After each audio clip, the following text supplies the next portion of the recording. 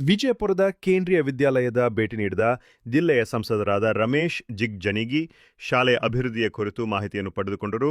PM Shri ಯೋಜನೆ ಅಡಿಯಲ್ಲಿ ಕೇಂದ್ರೀಯ ವಿದ್ಯಾಲಯದಲ್ಲಿ ಕೈಗೊಂಡ ಕಾರ್ಯಗಳು, ರಾಷ್ಟ್ರೀಯ ಶಿಕ್ಷಣ ನೀತಿಯನ್ನು ಅಳವಡಿಸಿಕೊಂಡಿರುವ ಕುರಿತು, ವೃತ್ತಿ ಶಿಕ್ಷಣದ ಆರಂಭದ ಕುರಿತು, ಪೂರ್ವ ಪ್ರಾಥಮಿಕ ಹಂತದ 3 ವರ್ಷಗಳ ಬಾಲವಾಟಿಕ ಮಾದರಿಯ ತರಗತಿಗಳ ಕುರಿತು ಚರ್ಚೆ ನಡೆಸಿ ಮಾಹಿತಿ ಪಡೆದುಕೊಂಡರು.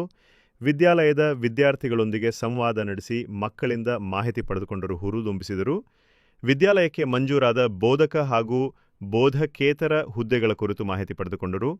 ಖಾಲಿ ಇರುವ ಹುದ್ದೆಗಳ ಕುರಿತು ಕೇಂದ್ರೀಯ ವಿದ್ಯಾಲಯ ಸಂಘಟನೆ ನವದೆಹಲಿ ಜೊತೆಗೆ ಮಾತನಾಡುವ ಭರವಸೆಯನ್ನು ನೀಡಿದರು.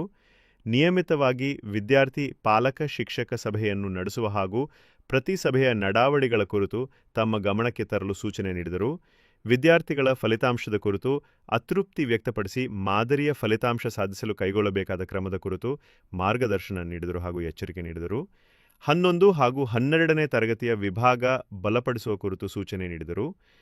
ವಿದ್ಯಾಲಯಕ್ಕೆ ಅಗತ್ಯವಿರುವ ಅನುದಾನ ಮತ್ತು ಅಗತ್ಯವಿರುವ ಎಲ್ಲ ರೀತಿಯ ಬೆಂಬಲ ನೀಡುವುದಾಗಿ, ವಿದ್ಯಾಲಯವನ್ನು ಇನ್ನೂ ಹೆಚ್ಚು ಪರಿಣಾಮಕಾರಿಯಾಗಿ ರೂಪಿಸುವ ಹಾಗೂ ಖಾಸಗಿ ಸಿಬಿಎಸ್ಇ ಶಾಲೆಗಳಿಗಿಂತ ಒಳ್ಳೆ ಗುಣಮಟ್ಟ ಕೊಡುವ ಹಾಗೆ ವಾತಾವರಣ ರೂಪಿಸಲು ಸೂಚಿಸಿದರು. ತರಗತಿ, ಲೈಬ್ರರಿ, ಪ್ರಯೋಗಾಲಯ ವಿವರ ಪರಿಶೀಲನೆ ನಡೆಸಿದರು. ಈ ಸಂದರ್ಭದಲ್ಲಿ ವಿಧಾನ ಪರಿಷತ್ತಿನ ಮಾಜಿ ಶಾಸಕರಾದ ಅರುಣ್ ಶಾಪುರ್, ಜಿಲ್ಲಾ ಮಾಧ್ಯಮ ಸಂಚಾಲಕ ವಿಜಯ್ ಉಪಸ್ಥಿತರಿದ್ದರು.